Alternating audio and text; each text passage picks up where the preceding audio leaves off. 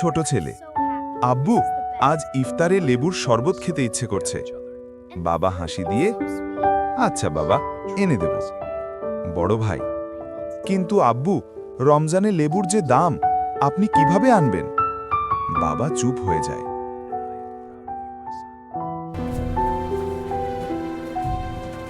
সন্তানের হাসির জন্য বাবা তবুও বাজারে গেলেন।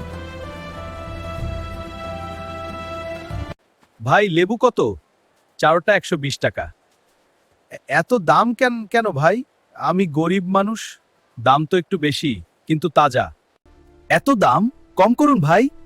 ঠিক আছে ভাই, 10 টাকা একটা নিয়ে যান। লাভ কম হোক, বরকত বেশি হোক। ধন্যবাদ ভাই। আব্বু, লেবু এনেছেন, এখন শরবত খাবো।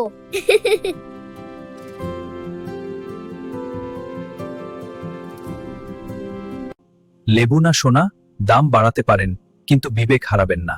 রোজার মাসে মানুষের কষ্টে লাভ খোঁজা মুমিনের কাজ না। লাভ কম হোক, বরকত বেশি হোক।